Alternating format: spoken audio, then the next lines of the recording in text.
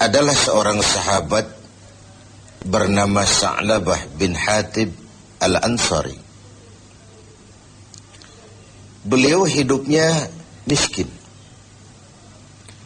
tetapi kemiskinannya sama sekali tidak mengurangi kekuatan ibadahnya. Salatnya pun selalu berjamaah. Di mana ada Rasul salat menjadi imam, di situ Sa'labah bermakmum. Hanya saja Sa'labah ini aneh. Tiap selesai salat langsung pulang. Tidak wirid, tidak zikir, tidak doa. Jadi kalau sahabat-sahabat yang lain selesai sholat Allahumma antas salam, Sa'labah ini malah Allahumma lantas jalan. Begitu setiap sholat. Sampai satu saat beliau ditegur oleh baginda Rasul. Sa'labah, labaika ya Rasul. Kau ini macam orang munafik saja. Tidak betah kau di masjid. Atau tidak pentingkah doa dan wirid itu menurut kau? Tiap selesai sholat, pulang. Salam, pulang. Kenapa begitu Sa'labah? Maafkan saya ya Rasul. Kenapa? Saya bukan tidak menganggap doa dan wirid tidak penting. Lalu, bukan juga tidak betah di masjid. Kemudian, kenapa kau terus pulang begitu? Saya ini keluarga miskin ya Rasul.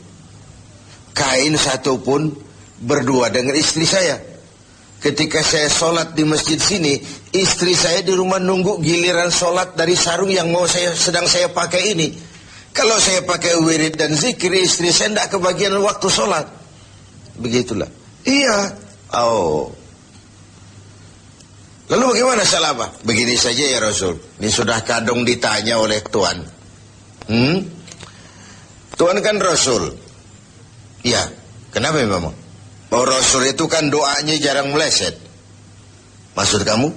Tolonglah doakan saya kepada Allah agar saya jadi orang kaya. Kalau saya kaya, sarung punya sendiri, istri punya sarung sendiri, tenanglah saya beribadah. Rasulullah senyum. Kemudian bilang, Sa'labah, saya ya Rasul. Kau kan orang Islam? Iya. Bagi orang Islam contoh yang paling utama itu siapa? Ya Tuhan ya Rasul. Kau lihat saya kaya? Tidak. Lalu kenapa kau mau minta kaya? Begitu ya? Iya, sudah, pulang saja. Pulanglah Sa'labah. Esoknya ketemu lagi dengan Rasul. Gimana Sa'labah? Sudahlah Rasul, doakan saja supaya saya jadi orang kaya. Sa'labah, saya ya Rasul. Qalilun tuaddi syukrahu khairun min kasirin la tutiquhu. Sedikit kamu syukuri itu jauh lebih baik daripada banyak tapi kau tak kuat mengembannya. Sudah, pulang saja. Baik ya Rasul. Hari ketiga kemudian ketemu lagi dengan baginda Rasul.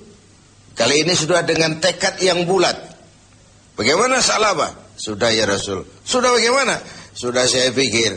Lalu, iya sih syukur-syukur. Tapi kalau sarung satu dipakai berdua, sulit juga syukurnya. Sudahlah, doakan saja kepada Allah agar saya jadi orang kaya. Kalau saya kaya, saya akan sedekah, saya akan sholat berjamaah. Wala'ati kulla zi haqqin haqqah. Tiap orang akan saya berikan haknya. Pokoknya bereslah kalau saya jadi kaya nanti. Begitu permintaan Sa'labah. Didesak sedemikian rupa, akhirnya baginda Rasul mengangkat kedua belah tangan, mendoakan Sa'labah. Allahumma razuk Sa'labah. Ya Allah, berikan rezeki kepada Sa'labah. Oleh baginda Rasul, Sa'labah dihadiahkan seekor kambing betina yang sedang hamil. Peliharalah kambing ini Sa'labah, mudah-mudahan bawa berkah bagi kau. Dipeliharalah kambing ini oleh Sa'labah sampai melahirkan 2 ekor sekaligus. 1 menjadi 3, 3 menjadi 5, 5 menjadi 7. Makinlah hari kambingnya makin banyak berkembang biak. Ketika kambing banyak berkembang biak, Sa'labah mulai kesibukan. Datang sholatnya mulai terlambat. Tadinya sebelum waktu sudah menunggu di masjid. Sekarang imam sudah qamat baru dia datang.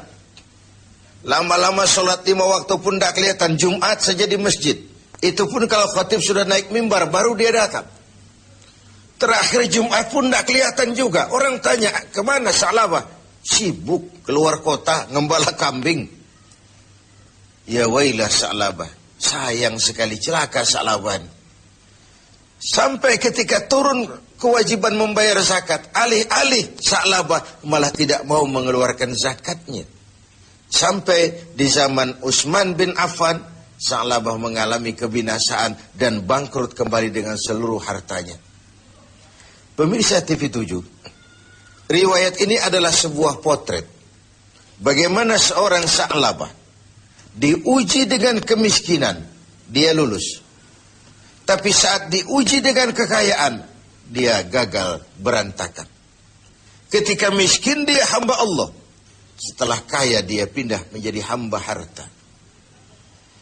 Sikap ini mencerminkan tidak istiqamah, tidak punya pendirian yang tetap dalam menjaga nilai kehambaan di hadapan Allah Subhanahu wa ta'ala.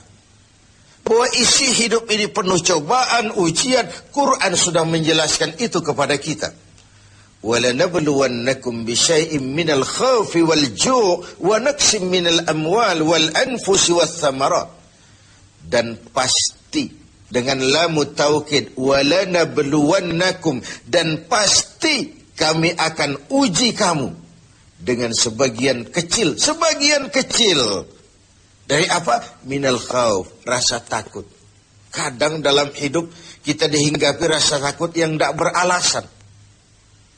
Sudah kaya takut kalau jatuh miskin. Sudah punya kedudukan takut kalau diambil orang. Takut kalau ada mutasi. Takut kalau harus turun jabatan. Sudah hidup takut kalau mesti mati. Takut yang sering tidak beralasan. Wal khauf, rasa lapar. Secara makro, khauf dan ju' ini kan masalah hankam dan ekonomi, keamanan dan kemakmuran. Sering kali kita diuji dengan ini. Hilangnya rasa aman, ekonomi gonjang-ganjing, ini mahal, itu mahal, ini naik, itu naik. Lapangan kerja sulit, persaingan hidup tajam. Apalagi sudah masuk pertengahan Ramadan ke atas. Orang sudah konsentrasi, mau mudik lah, mau lebaran lah. Sehingga konsentrasi ibadah pun sering buyar. Tengoklah, pertengahan Ramadan ke atas ini, masjid-masjid separuh saja pun sudah bagus dia. Softnya semakin maju. Artinya orangnya semakin kurang. Pemirsa TV7 yang berbahagia. Ujian itu juga dalam bentuk wanaksim minal amwal. Kekurangan harta, kehilangan, rampok, kecurian, wal anfus, kekurangan jiwa, kematian, wathamarat, kekurangan buah-buahan. Menghadapi ujian, cobaan itu, Allah memberikan sandaran. Wabasyiris sabirin. Berikan berita gembira kepada orang-orang yang sabar menghadapi segala macam ujian tadi. Siapa orang yang sabar? Alladzina iza asabathum musibah qalu inna lillahi wa inna ilaihi raji'un. Yang apabila mendapat suatu cobaan segera sadar segalanya dari Allah dan segalanya pun akan kembali kepada Allah. Ada baiknya kita angkat satu potret lain. Potret Nabi Ayub alaihissalam. Nabi Ayub sebelumnya adalah orang yang kaya. Beberapa rasul memang kaya. Binatang ternaknya banyak, sawah ladangnya luas, rumahnya bagus. Iblis tidak senang kalau ada orang semut-semut saja, jalan-jalan normal baik-baik saja. Iblis dilapor, Tuhan, hambamu yang namanya Ayub itu mau ibadah karena kaya dia. Coba kalau dia jatuh miskin, selesai ibadahnya itu. Allah bilang, iblis, aku tahu Ayub itu hambaku yang ikhlas. Saya buktikan Tuhan, silahkan. Iblis pun turun ke alam ini menggoda Nabi Ayub. Mula pertama dia binasakan binatang ternak Nabi Ayub. Lalu dirusak sawah ladangnya. Sehingga praktis dalam waktu singkat Nabi Ayub jatuh dari orang paling kaya menjadi orang paling miskin. Dan itu tidak mudah. Dan itu tidak mudah. Mudah mengalami frozen emotional attitude, shock. Sudah begitu, iblis datang menemui Nabi Ayub yang sedang ibadah di mihrab dalam masjid. Ayub, ya. Sedang apa? Ibadah. Menyembah Tuhan, menyembah Tuhan. Tahukah kau Ayub? Kenapa? Tuhan yang sedang kau sembah sekarang ini, dia sudah bikin miskin kau. Sawah ladangmu binasa, rusak. Binatang ternakmu mati semua. Dan kau sekarang jadi orang miskin Ayub. Buat apa lagi nyembah Tuhan yang model begitu? Dia sudah bikin miskin kamu. Nabi Ayub senyum mendengar itu. Benar, benar. Binatang ternak saya binasa, binasa. Sawah ladang saya hancur, hancur. Dan sekarang saya jadi orang miskin, miskin. Alhamdulillahilladzi a'tani wa akhaza minni. Segala puji bagi Allah yang telah memberikan harta kepada saya dan sekarang mengambilnya lagi. Tengoklah Nabi Ayub ini. Ketika binatang ternaknya binasa, sawah ladangnya musnah, bukan innalillahi malah alhamdulillahilladzi a'tani wa akhadha minni. Segala puji bagi Allah yang telah memberikan kekayaan kepada saya dan sekarang mengambilnya lagi. Allah yang memberi, Allah juga yang mengambil. Inilah yang disebut sikap istiqamah. Ibadah kita tidak bergantung kepada cuaca. Sebagaimana di awal tentang Sa'labah bin Hatib Al-Ansari tadi. Dalam keadaan miskin, dia tekun ibadah. Setelah diuji dengan kekayaan, dia malah tidak karu-karuan. Karena itu penting bagi kita menjaga sikap istiqamah untuk tetap konsisten dan konsekuen sebagai hamba Allah dalam segala keadaan. Dalam segala situasi.